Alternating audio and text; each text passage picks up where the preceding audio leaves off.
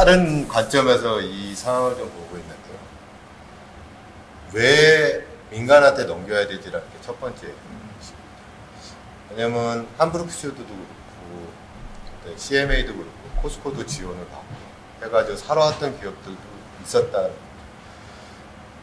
그런 기업들도 있는데 준공과 같은 기업으로 하되 기존의 현재 관리단으로 들어가 있는 분들은 의사결정에서 뒤로 빠지고 해운의 전문가인 그 집단이 그거를 의사결정하면서, 왜냐하면 지금 시점 저는 굉장히 중요하다고 생각을 하거든요.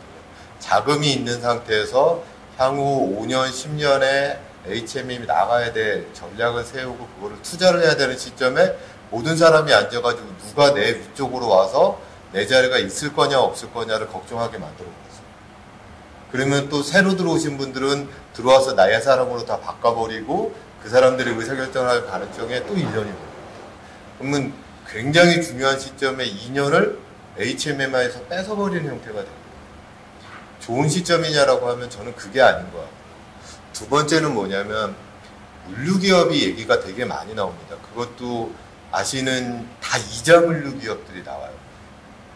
근데 없어진 한진해운이 망했을 수밖에 없는 이유 중에 첫 번째 이유로 들었던 게 뭐냐면 비전문가가 경영을 했기 때문에 라고 얘기를 합니다. 그럼 물류 전문가는 해운의 전문가냐라고 하면 다른 개념이고요. 우리나라 이주물류는 넌에셋 베이스입니다. 넌에셋 베이스로 했던 분이 에셋 베이스로 하는 것 자체는 전략적인 방향이라든지 의사결정이 완전히 다릅니다. 그럼 저분들이 하시는 것 자체가 좋은 거냐? 더 중요한 건 뭐냐면 이자물류 기업 간에서 어느 하나의 이자물류 기업이 했을 때 HMM한테 플러스냐라고 하면 저는 절대 아니라고 생각합니다. 예를 들어가지고 요즘 나오는 L사가 만약에 운영권을 가졌다. 그러면 S사가 저기에다가 화물을 실을까요? 자기의 화주 정보, 운임 정보가 다 오픈이 되는데 실을까요? 그 다음에 H사가 실을까요? C사도 안 실을 것 같아요.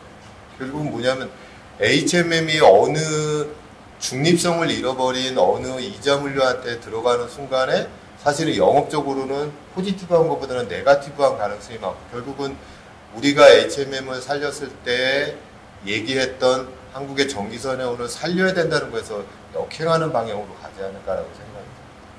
그러다 보면 지금 굉장히 중요한 시점에 의사결정을 한다라고 하면 조금 더 전문가, 특히 전문가라고 하는 것은 현재 있는 사람들이 제일 전문가라고 생각을 해요. 이분들이 의사결정을 하고 중장기 전략을 짤 수 있는 발판을 만들어주는 거에서의 매각이라는 것이 돼야 되는 것들이 가장 중요한 것이 아닌가라고 생각이 들고요. 연구체에 대한 얘기라든지 그 다음에 지분의 축소라든지 하는 것 자체는 사실은 그런 전략의 방향이 정해진 다음에 이제 후순위적으로 얘기가 돼야 될 것 같은데, 지금은 모든 의사결정이 다 매각이라는 걸 전제로 다 깔아놨기 때문에 사실은 옵션을 좀 적게 가져가지 않냐 이렇게 좀 생각이 듭니다. 그래서 제 개인적인 생각은 뭐 여기에서는 뭐 정부에 계신 분은 없을 테지만 제 개인적인 생각은 정말 중요한 시기를 HMM은 지금 겪고 있는데, 저 HMM에 있는 분들이 지금 매각이라는 것 때문에 큰 돌을 지금 둬야 되시는 분들이 큰 돌을 못 두고서 지금 앞에 수지를 지금 따지고 있고, 그 다음에 누가 내 위에 들어가지고 할 거냐라는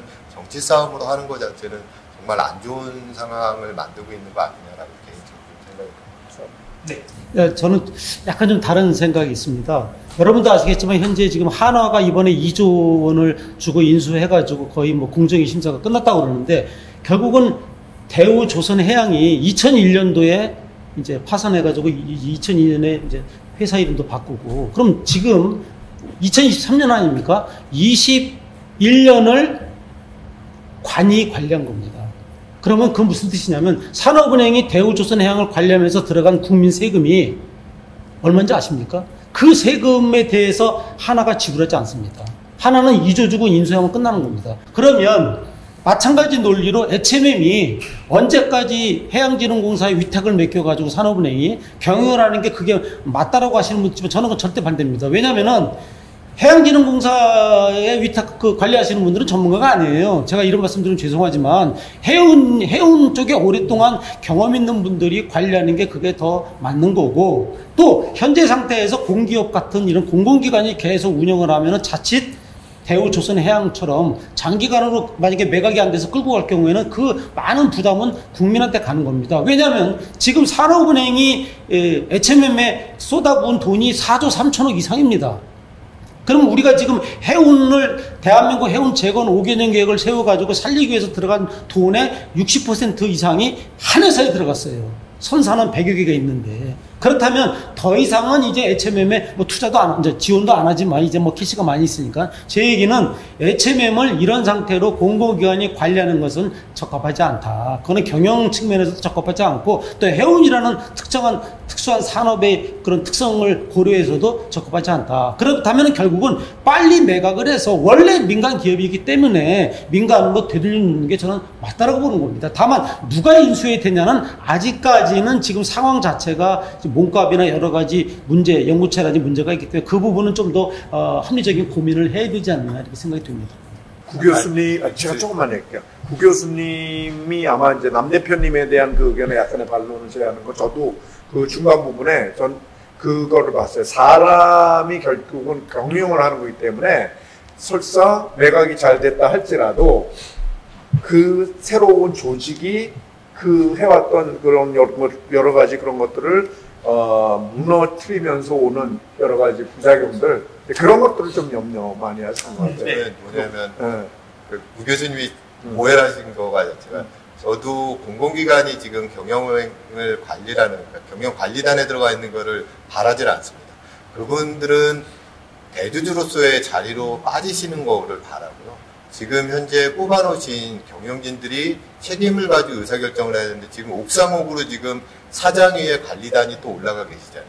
그러다 보니까 자기네들이 지금 계획하고 있던 거를 본인들의 뜻대로 이제 투자를 하거나 전략을 짜지를 못하시다 보니까 그분들은 뒤쪽으로 빠지시고 대주주로서의 역할을 하시는데 손해를 봤냐라고 하면 손해를 안 보시고 계시잖아요. 손해를 안 보시니까 지금 시점에서 급하게 그거를 매각을 하는 것보다는 시점 자체가 뭔가를 좀 딜레이 시키는 것도 방법이지 않을까라는 개인적인 생각에서 말씀을 드립니다.